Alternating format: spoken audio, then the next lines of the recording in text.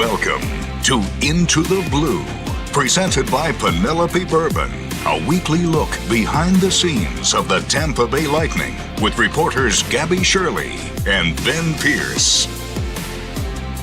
Hello. Good Monday morning to all of our lovely listeners and to you too, Ben Pierce. We are recording this episode of Into the Blue from Benchmark International Arena ahead of the Tampa Bay Lightning's optional come to the rink skate ahead of the game against St. Louis Blues. So, Ben, this is our Christmas episode, if you will. Setting it up, there are 3 games this week, but 2 of those games, which are back-to-back sent on the road against Florida, at home against Montreal, they come after Christmas, so I don't think we're going to talk about them because they don't really matter right now after the Christmas break, you know? So we're going to focus, starting off strong with this game against the St. Louis Blues. Then we're going to get to some Christmas plans, traditions, because I'm just feeling so festive. Well, I tell you what, it has been a crazy start to this season. I think we've seen some incredible highs, unfortunately some lows as well. But we have talked so many times about the insane schedule this year. I think like we were talking at our desk this morning, Bucky and I, about how the last time we had a 3-day break, let alone a 4-day break between games, was never. Yes. We haven't had one this year, right? So I think we're all a little bit ready for this deep breath. And then it's full speed ahead after this Christmas break until the Olympics. So, yes, I think we are all quite ready to enjoy some family time this Christmas break. But before then, yes, we do have one more game here after what was an incredible comeback against the Carolina Hurricanes. And hopefully they can keep that energy going tonight against the St. Louis Blues. Ben, that was a really great setup because we did have a question from a listener named Meg. Meg, thank you so much for writing in. And we were going to get to it right now because of what you just said. The Tampa Bay Lightning came back from being down 3-0 after that first period against the Carolina Hurricanes. They win the game. It was absolutely insane. Nuts. Ben, do you feel that momentum, that energy, whatever you want to call it, can roll over into tonight's game? It has to. Well, I'll say this. You could feel it yesterday. We had a pretty rare Sunday practice for the Lightning yesterday. We don't see many of those over the course of a season, and especially this close to Christmas, really. We don't get that many weekend We were a bit surprised. Practice. We were. And the mood was fantastic around the rink. Guys were smiling and laughing. The coaches were in a great mood. You could feel the energy around the rink, and we got to talk to Dan Heinout, who, as we've said multiple times, is always a fantastic interview. But I asked Dan Heinout yesterday, like, is this one of those games that later in the season you can go back to and circle and say, we got better on this date? Like, this is a game that later in the year when we need a game to point to and say, guys, look at this date and remember this game. And he said, his answer, the first words out of his mouth were 100%. Mm-hmm. And he said, like, it might be March, it might be April, it might be the first round of the playoffs, but he said, yes, that is a game that we're going to be able to come back to and say, do you guys remember against Carolina? We're down 3-0 in the first period, and we got one, and then we got another one, and then all of a sudden it's a tie game, we're down again, and then we were able to come back and do it all over, and we just had to chip away. He said, we don't know when it's going to happen, but we're definitely going to be in that situation again, and we're going to have to come back to it. But he said, yes, we're going to come back. We're going to have to revisit that game at some point.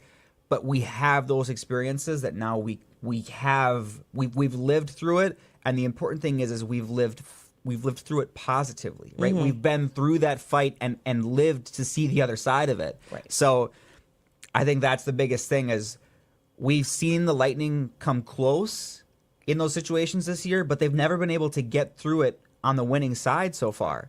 This is really the first time that they've seen this kind of adversity and come out on the winning side. That was a big step for this team, and we've seen it. We've heard it now. This team feels like this was a real good step toward maybe, who knows, we'll see, but maybe kind of taking that next step toward, okay, we might have something here. Going on, once again, another run. And in the shortest of summaries, Ben, I believe John Cooper said it after that game. First period was how to lose an NHL hockey game. Yeah. And then second and third, we showed everyone how to win. So as you said, just them, this Tampa Bay Lightning team being able to reflect back when they do have some adversity, when they are down on what they were able to do against the Hurricanes, for sure is going to be something that they do in the future. They'll need it tonight. Yeah, and they'll need it tonight. St. Louis Blues, fifth in the Central with 36 points. The Tampa Bay Lightning are currently third in the Atlantic, behind the Red Wings and the Canadiens with 41 points. What do we know about the Blues? Well, they're a tough Western Conference team. Like the last time we played the Blues, the biggest thing that stood out to me was like it seemed like every single guy was 6'3". Like they're a massive team. Yes. And the small guys that they do have are blazing fast. Like crazy fast. And they're a pretty good forechecking team. They're physical. The thing about St. Louis is they've got some guys that can kind of surprise you a little bit. Like even their big guys, I think, have some pretty hidden puck skills. So you can't really take any part of it for granted. Like they can do a little bit of everything, St. Louis. And although Jordan Binnington, some games he might have an off game, he's also a guy that can steal a game in net, right? Like this is a guy who's in consideration. We just talked about the Olympics. Mm-hmm. You might see that guy at the Olympics. He's very much in the talks. Who could start at the Olympics. So this is a team that, although they aren't having the season that they probably want to this point, they've also seen some injuries. But one guy on their back end too, they added Cam Fowler. Cam Fowler's been a really good player for them. It's a team in the Western Conference that they'd like to be higher in the standings, but they've got some young pieces that have been really good. They really can do a lot of different things. They can score, they can play physical. We say it all the time, but you just can't really take any opponent for granted. The Lightning tonight are going to have to do a lot of the things they did in that second and third period. I think they were physical. They scored early, right? We saw what was the Goncalves goal was 30 seconds in. It was the fastest goal to start any period this season for the Lightning. That was obviously good. And then they got the point goal, what was it, a minute and 26 seconds in? It was like right after, right? So they're going to have to get off to a good start tonight. You're not going to be able to start slow 2 games in a row and get away with it in the NHL. You're going to have to start strong tonight. Everything that you just mentioned about the Blues, yes. And also considering how the Lightning started the last game. Like, I'm very interested to see how this first period goes. Hopefully we see a different team that, yes, more resembles second and third from the last game. Ben, next topic. You already mentioned it. The Goncalves-Finley-James line. Or wait, Goncalves-James-Finley? Who was center? I think it was Finley. It was Finley, yeah. Okay. They had quite an impact on that last game. Do you think, is this my alarm? I don't know why it's Where do you got to be? Maybe right Into the here, blue. but She's at so excited to be here. Sorry, guys. That line, quite an impact in the last game. Do you expect to see them, that same formation tonight? I would say yes. Okay. Knock on wood. I mean, we talked a lot about injuries. We'll talk to John Cooper here in a little bit. Hopefully there haven't been any new developments. Right. Unless they're positive. We'd love to maybe get somebody back. We'll see. Mm-hmm. But they were really good. They really were. Really good. And for 3 guys... Perhaps a little bit surprising, even. I think John Cooper said, like, I put them out there to start the second period for a reason. Yeah. They were playing... He didn't seem to have a problem with what they did in the first period, truthfully. But he said, I didn't think that they were going to score like that. No. But I think with these 3 guys, too, when you look at what they did, these were 3 guys that 1 week ago, and not even a week ago, not a single one of these guys were in the lineup. Yeah. Because Dominic James and Gage Goncalves were both healthy scratches. And I don't think it was necessarily like punishment. Yes. It was just because of who they were playing. They wanted guys like Curtis Douglas in because Correct. they were playing a more physical team. Mm-hmm. So it was more of a matchup thing than anything else. And obviously, Jack Finley was playing for Syracuse on his conditioning stint. Yep. And he was playing very well, by the way. He was a point per game, 1 goal, 2 assists for Syracuse. Those guys draw back into the lineup. And all of a sudden, Dominic James had 2 assists, and Goncalves and Finley both score goals. Yep. Right? Like, Goncalves starts the comeback. Finley finishes it with the game-tying goal. And I think when you look at what that group did, they didn't finish the game with a ton of minutes, but sometimes it's more impressive what a group does in those limited minutes. Because if you want more ice time, And this is what Cooper said the other night when we asked him about, or the other morning, I should say, when we asked him about Pelletier and Finley when they first got called up. We asked him, like, when these guys get called up, like, what do you expect? And he said, when we call these guys up and we talk to them, we say, like, you might get 10 minutes, right? But it's about turning those 10 into 11 and then turning 11 into 12, right? You have to earn more minutes, but you can't do that unless you do what you're supposed to with those initial 9 minutes and then making them into 10 into 11. They did that so well last night. And you expect them to do that on the forecheck, right? The little things, you don't expect that offensively, right? Like, they did it offensively, and I think, it was like, so great to see. It was great. And Jack Finley, right, when I talked to him on Saturday morning, I asked him about, like, what he tried to focus on in Syracuse, and he talked about finding his swagger again, was the word he used. And he said he wanted to play a harder game when he was down in Syracuse and trying to find that again. And I don't know if there's anything, is there anything more, can you find more swag than scoring the game-tying goal in your first game back? On a breakaway. Yeah, that'll do. Yeah, that'll do. Two things I wanted to point out in regards to that line, Ben. One, and Dan Highnote reminded me of it. I feel like you would have been sitting with me, although I think Chris Kren was as well. But in practice the other day, Moser was annoyed with someone. It took us a second to figure out who it was. And I don't even know actually if we got it right based on what Highnote said. But he said in the practice, Moser and Goncalves were going at it, cross-checking each other. Someone was annoyed with someone.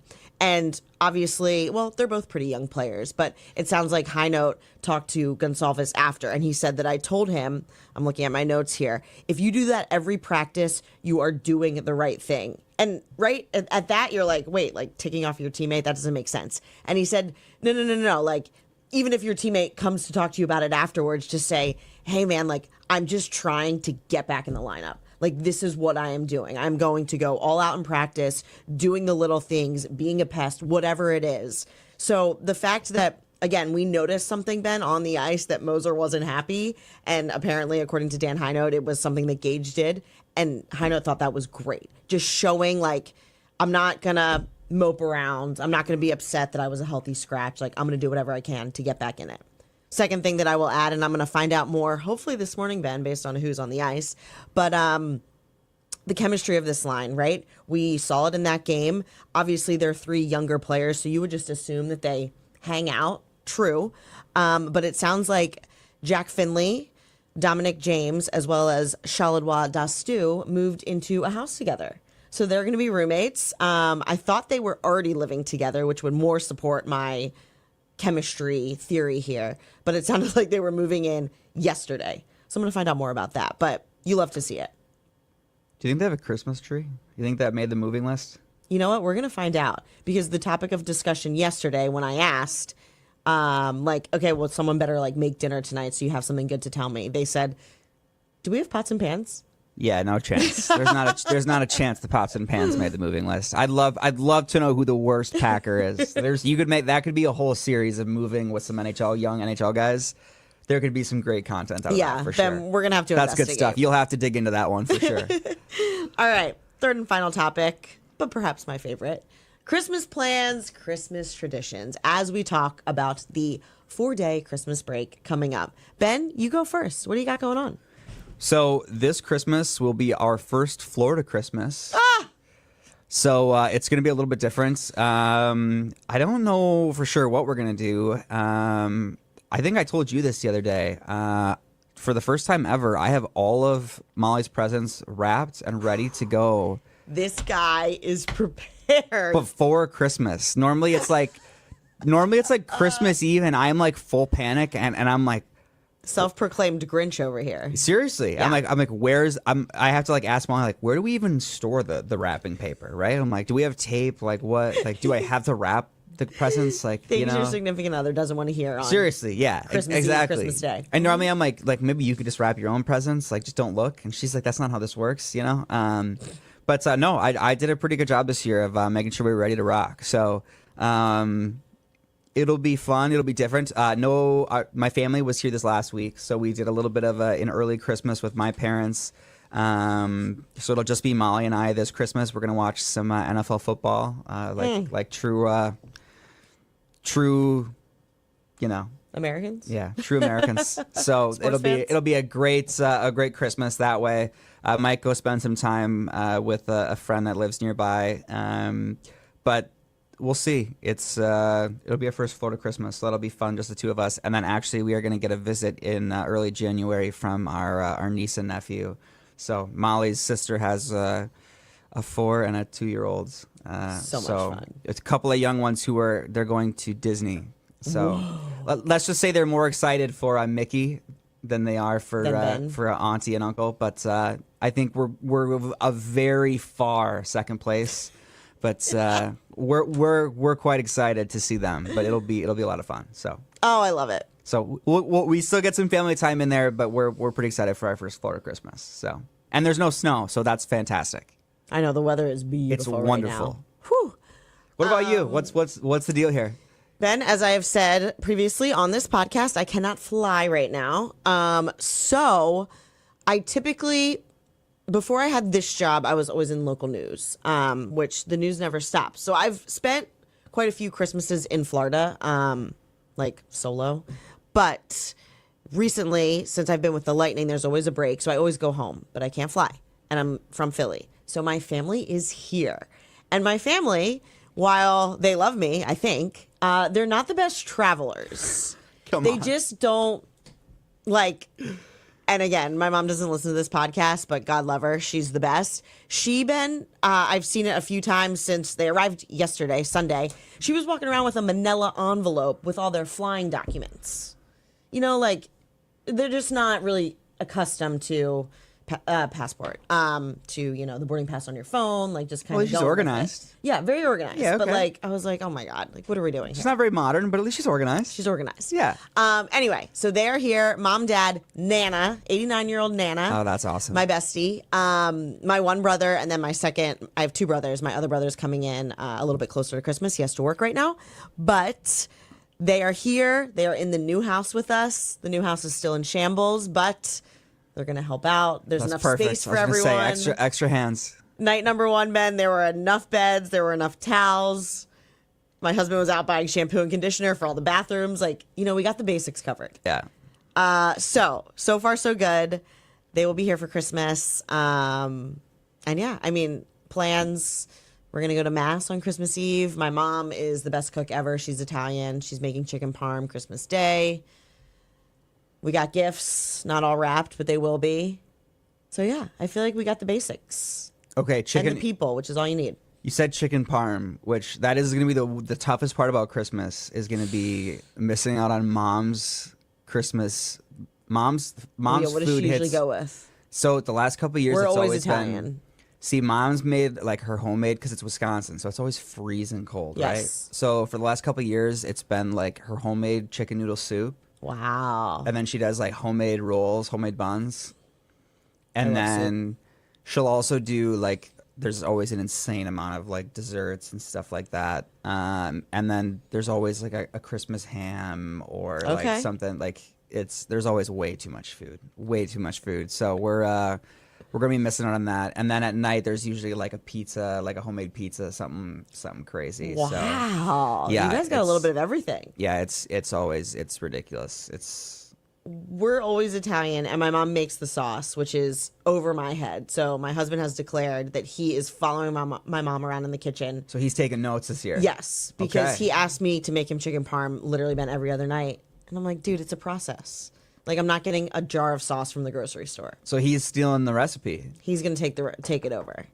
Wow, because, Ben, when I refuse to make big... him chicken parm, which I normally do, he goes to the freezer and gets out the chicken nuggets and puts cheese and sauce on them. Those sound like big shoes to fill, Clay. Yeah.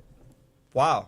Okay. But I'm like, that's fine. Like, I love to cook and bake all of it, but there's just not enough time. Well, that sounds like a wonderful Christmas. It's going to be great. It will be great. Oh, my God. All right. We're really chatty this morning. All right. Second segment, Blue Line segment. A lot of great questions. Thank you again, guys, because I asked you for questions at midnight last night. All right. From Bolts Breakdown, they provided us with 2, Ben. I picked one of them. What do y'all think of Yanni Gourde's play this year? He isn't producing points, maybe like we want, but his motor seems endlessly charged, and I think he drives a lot of good play. To that point, 35 games this season, Yanni Gourde has 5 goals, 7 assists for a total of 12 points. Yeah, maybe on a little bit of the lower side from what he's done in the past, Ben, but I still don't think you can critique in a negative way his game too much. Well, again, I ask Dan Heino, right? We just talked about talking to him, and forgive me, I don't remember if it was you or if it was Eric. I think it was Eric that asked about Yanni. Yep. And shout out to Eric because he asked a bunch of great questions yesterday. But as soon as somebody mentioned Yanni Gourde, Dan Heino lit up. You could tell it wasn't just fluff. He instantly was he couldn't say enough good things about Yanni Gourde. Mm-hmm. And maybe my favorite thing that he said was, quote, "He's a rat. He's got some rat in him." I wrote that down too. In a good way.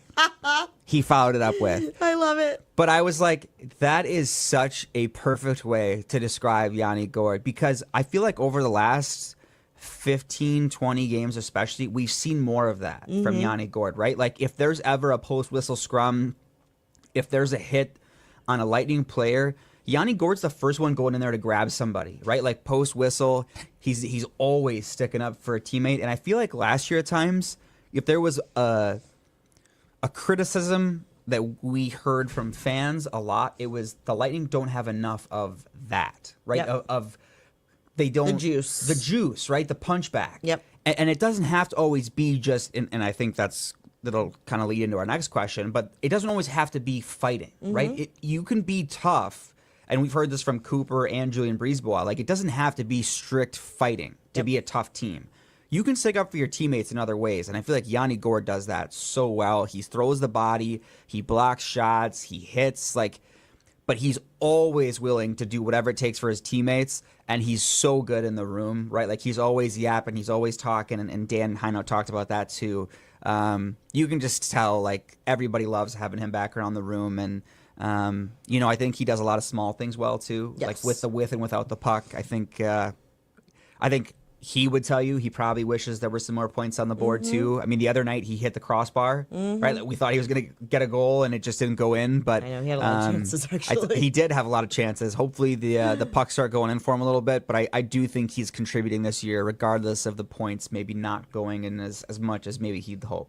I know, and Ben, it feels silly to say the points don't matter, but. So I would say that's not go there. I would say that's not why they signed Yanni Gourde, though. True. Yeah, he's so much bigger than how many points he's putting up. Yes, agreed. Okay, next question. Yes, and like we just talked about a little bit, Moser for Hart wants to know how hits and fights can pump up the guys. Obviously, the rink goes crazy whenever that happens, but Moser for Hart wants to know, why don't they do it more often if there are good results? And is there maybe a new locker room dynamic with Hetty as the captain? Love this. Okay, so, right, Ben, and I want your opinion as well. I would say surface level, right? I love a good fight. Who doesn't, right? Yeah, I'm down for it. But you don't want to be in the box nonstop. You just don't. And the Tampa Bay Lightning, I'm saying that with them having one of the best penalty kills in the NHL at this point in the season. But there are consequences to just wreaking havoc in that way. And we just talked about other ways that you can back up your teammates, perhaps kind of recharge a game. So I would say that first and foremost, and then the second part to a new locker room dynamic with Hetty as the captain. For sure, there's got to be something different in there, but I would also fall back to Steven Stamkos was the captain for forever. Victor Hedman was here with him for forever, and they were best friends. So, right, Ben, just from my outside perspective, I would say things probably have not changed all that much, which is fine. The Tampa Bay Lightning had success with the way things were going when Steven Stamkos was here, as well as now with Victor Hedman as the C. Yeah, I honestly can't really comment on the new locker room dynamic. I wasn't here when Steven Stamkos was the captain, but I will say that talking to guys about Hetty as captain, the number one comment that I've heard is kind of the continuity of the culture. Like a seamless transition, right, in a good way. Like they've said that that there really hasn't been a fall off of what's been such a strong culture. with Victor Hedman, that it seems like you would have thought that Victor Hedman had been leading this locker room for so long. And not to be disrespectful to Steven Stamkos in the same breath, but just like Victor Hedman could have been a captain you'd think that he'd have been a captain for the last 15 years because he's been such a strong leader the last 2 years. Yep. So again, I can't really comment on what was here before me, but I think he's done a great job, and everybody in the room would agree with that. And I think, again, another guy like Ryan McDonough being around, I think has helped with that too, right? Like there's so many guys in this room that have been great leaders. You've had the same group of guys for how long? I think that helps. But as far as the hits and fights, how can that pump up the guys? I'll tell you this much. Does. Ask Scott Sabrin, right? Like when that guy came up, those couple of fights that he had when he was here. I think one of the louder parts of this rink was Scott Sabrin's first fight in this building. Was like, I was like, whoa. Like it was like, wow. He's a maniac. It was, and they love him. It was crazy, and this place went nuts for Scott Sabrin. And I remember thinking, like, I've heard this place go pretty nuts for some game-winning goals, some game-tying goals, but I'm like, I did have a moment where I'm like, because fights aren't as common as they used to be, obviously, in the NHL, and for good reason. You know, like we've learned a lot about safety and things like that, but there are still times when fighting has its place in hockey, and like it definitely has times where it definitely pumps up the crowd. And Curtis Douglas too. Like this place loves when Dougie drops the gloves, right? It's almost better though when it's somebody you don't expect, right? True. Like Jake Gensel. That Jake Gensel fight, his first ever NHL fight in the regular season. Wow. Yeah. That was crazy, right? Like place went pretty nuts for that one too. So it definitely pumps up the guys. I would just say, why don't they do it more? You just don't want to be the guy that takes the extra 2-minute penalty, right? Because there is the instigator, like you said. You don't ever want to be the guy that takes the penalty that's, by the way, now we're on the penalty kill. And by the way, they just scored. And now we're trailing. So, yep. Great questions, though, guys. We had a lot of good ones this week. Yeah. Thank you so much. Again, sorry for the late ask. All right, Ben, you want to read us as our resident Penelope Bourbon fan? Yes, with the holiday break, I am looking forward to some time off, which means opening presents and some Penelope Bourbon. I will make sure that I indulge on Gabby Shirley's behalf as well. Because if you're pregnant, make sure you are not partaking in Penelope. Good warning. I will, however, be partaking in Penelope. This season, Penelope Bourbon is a proud partner of the Tampa Bay Lightning. Whether you're cheering at Benchmark International Arena or raising a glass at home, Penelope brings fans together. That's one pour, one moment, one win at a time. You can find Penelope Bourbon at Publix or right here in the arena. Go Bolts. And it looks like this weekend it will be straight bourbon whiskey, 4 grain for Ben Pierce. We're going to try it. It's a new one. Haven't tried it yet, but have a great holidays, everybody. And we appreciate you guys for listening. That was excellent. Thank you. All right, I'm gonna start us off, Ben, with my plus because it's a tad bit repetitive. But if you guys couldn't tell already, Christmas, favorite holiday, family in town, never happens. I am just jazzed about it. Already, they arrived yesterday. The Tampa Bay Lightning had practice. I ran out of practice to pick them up from the airport, and we did a whole lot of nothing at our new house. But everyone was going to bed. I went to say goodnight to my parents. They were in a guest bedroom. And right, Ben, I ended up just sprawling out at the bottom of the bed, and we were basically just gossiping about my brothers, about Nana, about God knows what. And it was just fantastic. I love it. Favorite people, so happy they are here. That's my plus. Just did that with my parents last week. It's the best. It's the best. I love that. My plus is our lovely coworker, Karen. Who is a dedicated listener, by the way, of Into the Blue. I love Karen. And was kind enough to gift us both Christmas gifts this year. She got me a gift card to get a game day coffee. Yes. Because she often sees me walk in with my game day coffee. And she always says happy game day. And the Bolts got that comeback win the other night. Thanks to my game day coffee that Karen helped me pay for with that gift card. It is a vanilla cold brew. Oh, yeah. So thank you, Karen, for my lovely victorious game day coffee. Such a good plus. And for your lovely kindness. We appreciate you over here at Into the Blue, and happy holidays, Karen. Thank you. We appreciate you. Yeah, one of my favorites as well. She's I'll jump great. on that. She's great. Love that, Ben. Once again, week wasn't that bad. What's my minus? I'm not as prepared as you. I don't have all my gifts wrapped. The staircase that's in our new house, there's like garland on it, Ben, but there are freaking ties all over it because I wanted to add ribbon and I wanted to add more decor. Not done. Sitting in a bag. Did I bake any cookies? Nope. Did I go grocery shopping? Nope. Like, there's just never enough time. That's my minus. I'm a little bit behind. Like I said, my poor family, they had to go to the grocery store for me. The boys went. They were calling me, like, what do you want? Because there was no food in the house. But we're going to figure it out. It's going to be okay.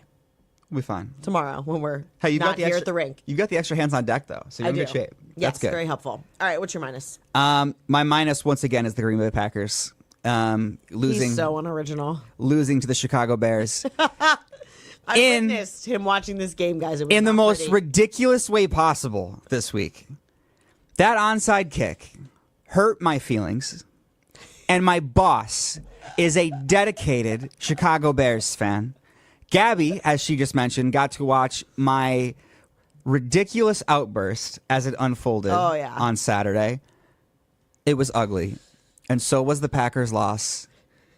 It did not ruin my Christmas, but it was fairly close. And my minus is the Green Bay Packers' ridiculous onside kick effort and the ensuing loss. The Green Bay Packers are my minus once again. Once again. You know what, guys? He's just keeping it consistent for you. It's brutal. Ahead of the lovely Christmas holiday. And with that... Scrooge is full Scrooge. But he's not being very grinchy today, so that's good. Not yet. There's plenty of day left. Yeah, there's plenty of day left. He already warned me that he will be wearing his Grinch socks to the game. So. Yes, I can't wait. I'm excited. Stand by. Guys, thank you so much for joining us for this episode of Into the Blue. We are so happy to be with you.